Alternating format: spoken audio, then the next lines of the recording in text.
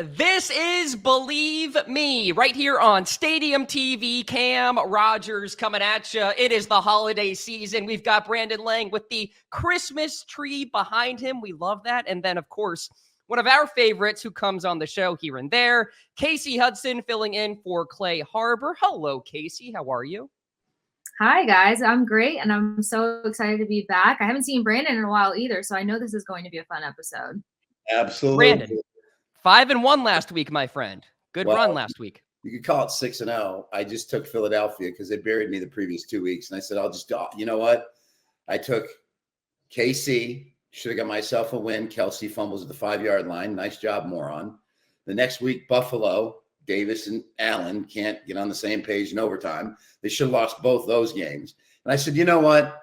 I'm going to take them this week, and they're not going to win because that's just my luck with Philadelphia. That was the only reason why I picked them. If I had to bet the game, I would have betted San Francisco. So we'll call it 5-1 with an asterisk.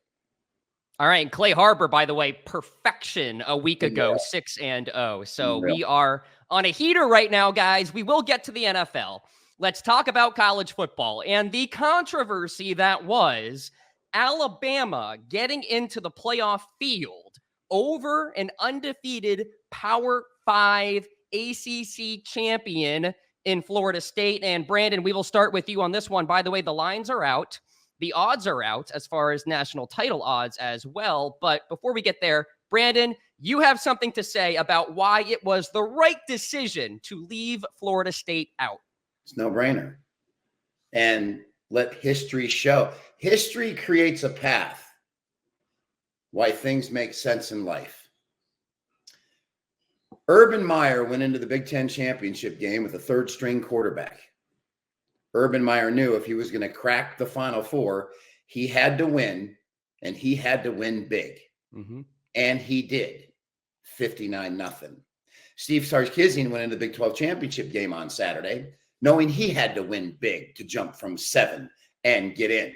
And Steve Sarkisian won big. In life, Mike Norvell had to know, if I don't win big and we win ugly, we're not getting in. Simple as that. We got to impress these folks and leave no doubt. And they couldn't. That's on him. That's on his offense, who has kind of struggled all year long. He needed to win big. And listen, be honest with you, he was lucky to even win the game. It was close. Louisville had multiple opportunities to beat them and put them away. They weren't impressive. Their offense wasn't impressive. Urban Meyer was impressive winning 59-0 with a third-string quarterback. And it just goes to show you, if you're going to crack the Final Four, if you're going to be elite, you better have depth at the quarterback position. You better have a Cordell Jones sitting there, third string, ready to go, who steps in and leads them to a national championship. You're the Florida State Seminoles. And that's the depth that you have at quarterback. I'm sorry. I don't feel sorry for you. You had to win big. You couldn't leave any doubt, leave any questions. You didn't do it. And when you put that in the hands of the committee and let other people decide for you, you're asking for trouble. And they got it. Yeah, their fate, Kasey, was in the hands of the jury, the committee, and the jury made its decision. Kasey, was this a failure by Mike Norvell?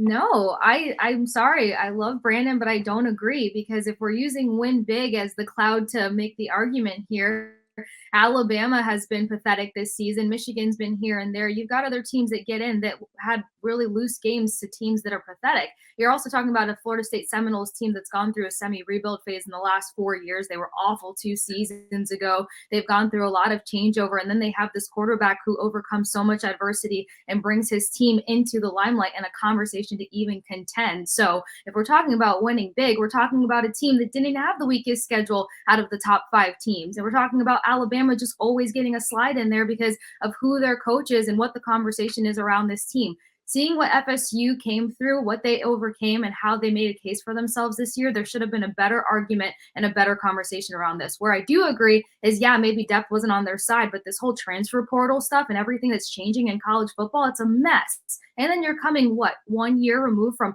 COVID and all those issues and those schedule changes as well. There should have been a lot more thought behind this, and FSU deserved a chance to win. Yeah, Brandon, the argument in favor of Florida State. Go ahead, Brandon. I'm not saying win big. I'm saying one game. When they took that field, they had to know we got to impress some folks here. We have to. We got to impress some folks. And then when Alabama beat Georgia, they had to even know even more, row, this is going to be a problem. This is the one thing that could not happen. We needed Georgia to win. We win. We're in. The second Alabama won, Mike Norvell should have stood in that locker room and said, guys, the only way we get in is if we blow this Louisville team out. Let's go out there. We better do it, because if we don't and we leave it in the hands of the committee, we're going to get screwed. That was naivety on his part to think, oh, we're a Power 5. We're undefeated. It's never happened. Sorry. You can't leave shit in the hands of other people. You can't, because if you do, you're going to get screwed. They got screwed. They almost lost at Boston College as a 21.5 point favorite. You can't do it. They should have blew Louisville out, who lost to a Kentucky team the week before.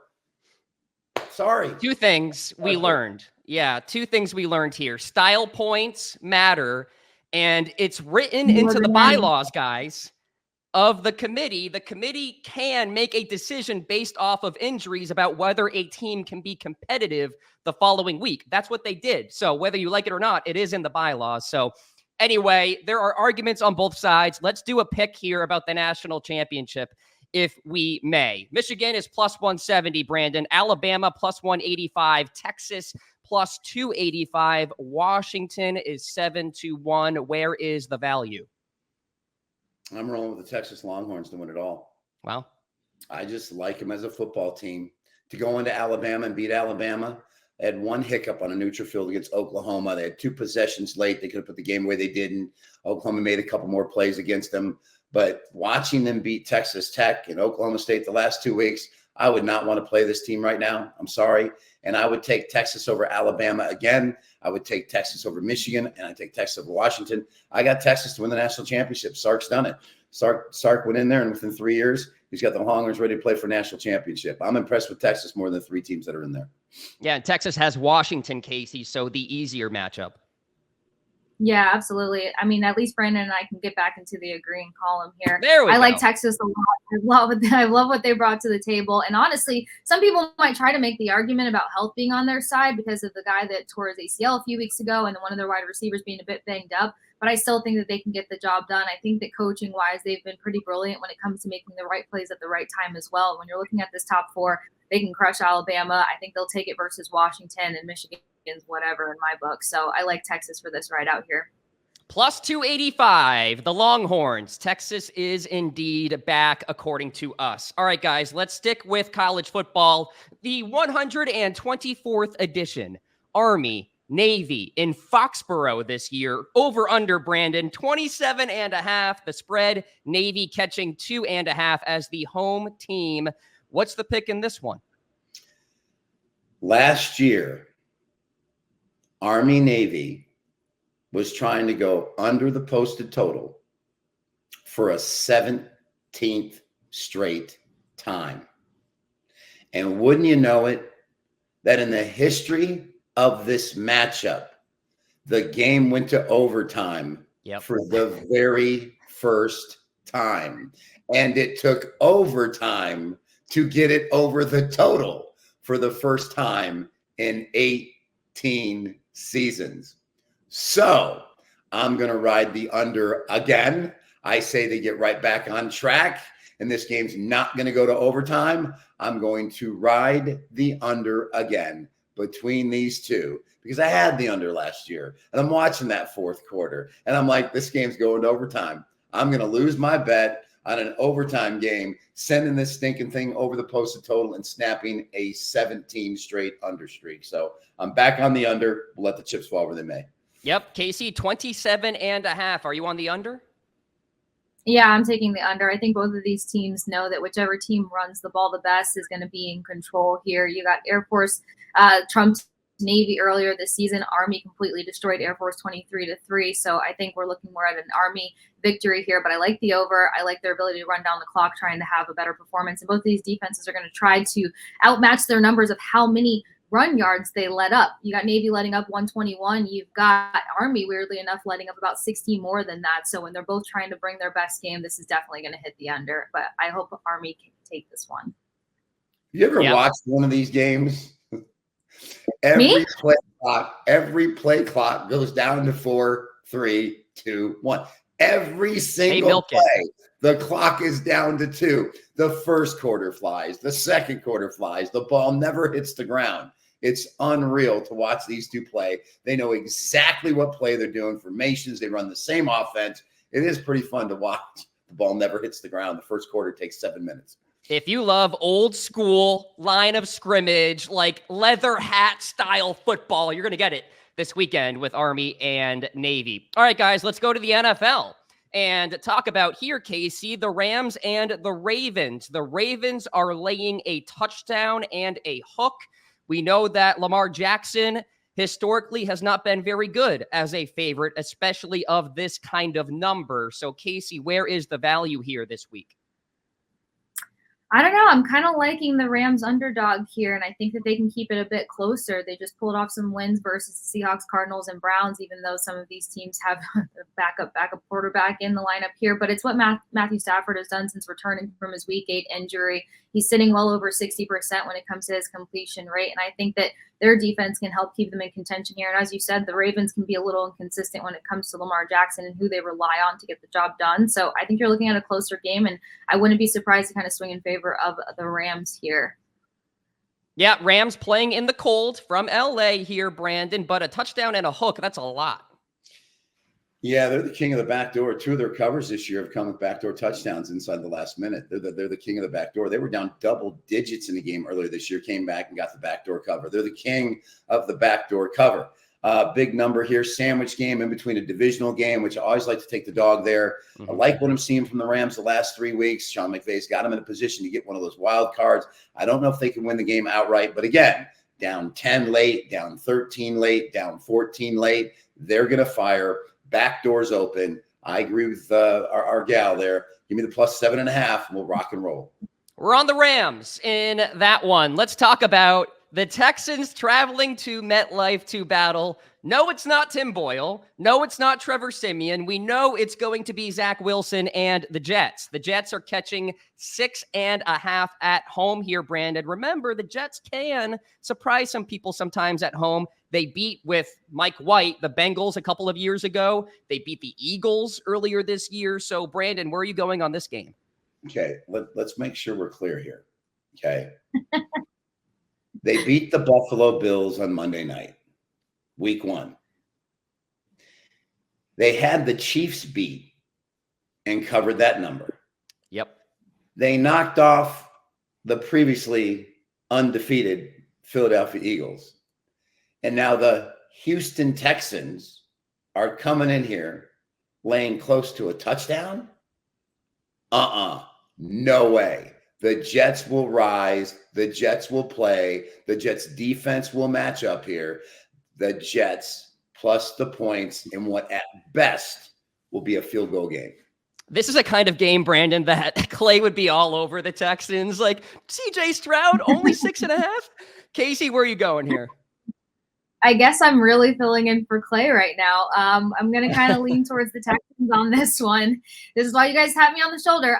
Look, Jets let up an average of 105.8 rushing yards per game, 5 rushing touchdowns. We know that Stroud can use his legs. We know that the running backs in that room can get some yardage, but it's also the fact that if they sneak in some tight end plays at the right time, Jets defense can be stout, but they just cannot cover the tight end. Tight end positions just tend to get some leeway when it goes here. And I don't think that all the quarterback confusion is good morale for this locker room. I mean, they're saying that Zach Wilson is reluctant to play. When you have a quarterback that doesn't want to embarrass himself anymore and is just very confused identity-wise to what he brings to this league, I just think eventually it's going to be more chaos than conversion. And I think the Texans are going to come in and just keep their composure, put the right plays out there at the right time, and I think they have a chance to take this one here. I like Stroud, and I like what he's brought to the table.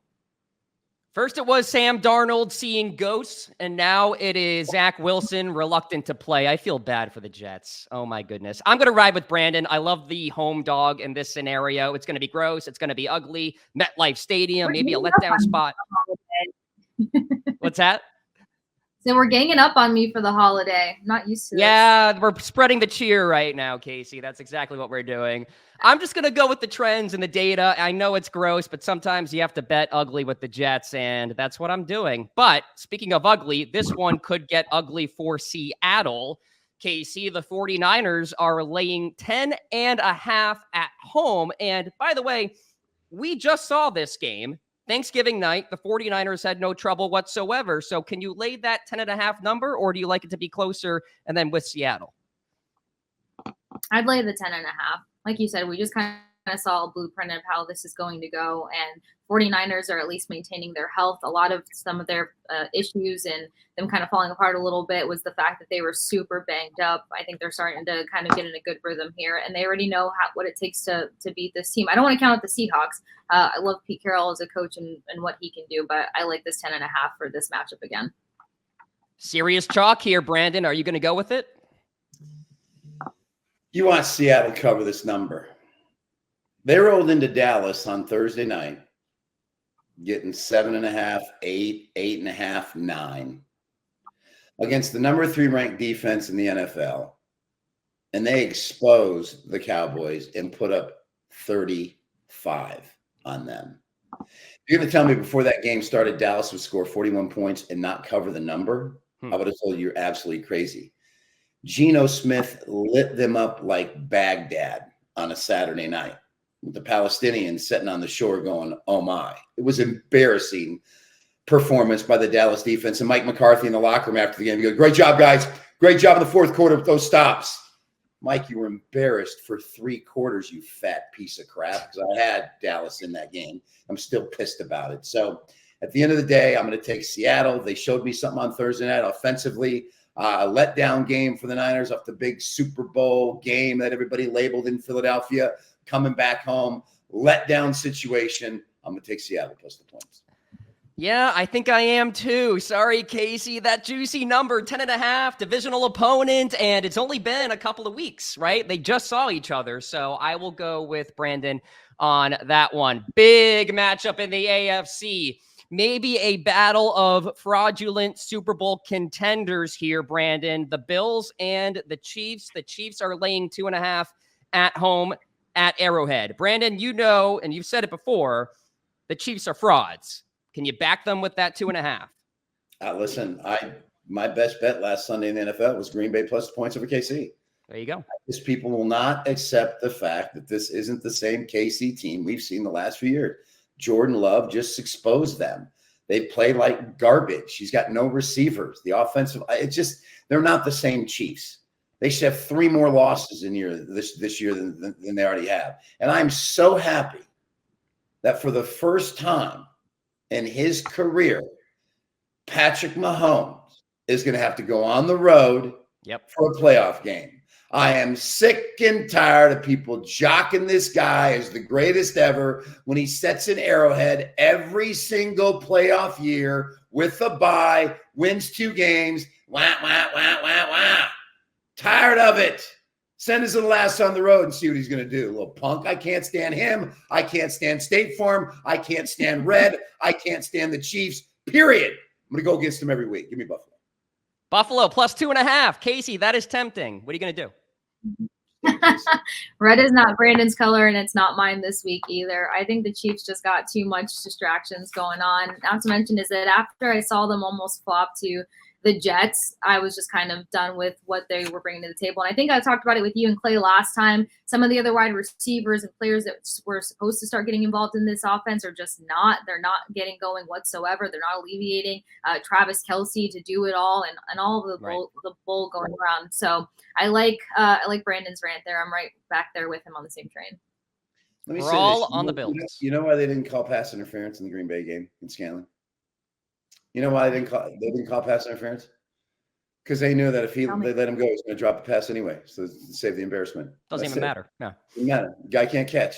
Isn't that the big fumble of the Buried me. Buried me in the Philly game without that touchdown pass. Buried me. Can't trust them. You can't really trust the Bills either. That's the other conundrum here because Buffalo has been fraudulent this season a little bit, but they are the more desperate team. The playoffs start for the Bills right now, Kasey. Yeah. They are a little less dramatic than the Chiefs are, that's for sure. So I think that the Bills should be in a better seat here. I'd rather see it happen. I'm so tired of talking about the Chiefs, to be honest. Me too. Well, let's stop. How about that? Let's move on and talk about a massive game in the NFC. Eagles, Cowboys. Cowboys laying 3.5 in this one. Kasey, the Eagles fell back to earth as expected. Many of the pros last week were on San Francisco. What are you doing here? Kind of a fishy line. I know. This would be if somebody asked me a stay away game for me because I think it can kind of teeter in either direction. I do think that Brandon made a really strong point to say of like how much the Cowboys have started to produce a lot more lately. But it comes down to making the correct calls at the correct time and keeping yourself in contention here. But the hard part is that the Eagles don't like feeling shame, embarrassment, or humility. So I just kind of feel like if there's a team that's going to come in and really fight for it, it's going to be the Eagles. So plus the 3.5 with Philadelphia there. Brandon, I mean, you go into Dallas here. You have played contender after contender. You have to be fatigued at this point. I get baby girl like in Philadelphia here. I get it. But they were exposed by KC. They couldn't shut the door. Should have lost there. Buffalo should have put them away in the first half. They didn't. They should have had lost there. Frisco went in and beat the doors off them. They lost to the Jets. Washington had them on the ropes twice. That's 6 losses that this team could have. So when you look at it from that lens and bring them down off that pedestal, Sam Howell threw for over 400 yards on this defense. The Washington had them on the ropes once, lost in overtime, had them on the ropes a second time. They legitimately could have 6 losses this year. Oh, but they find a way to win. They just find a way to win, and my guys are resilient, and that's what we do. Sorry. Dallas, by the half, lay 3. I'll be surprised if the Cowboys don't win the game by double digits. Woo! Blowout City in the Star. You know what the Cowboys did? I mean, look ahead, short week Thursday night. Defenses don't show up. Could be. Happens.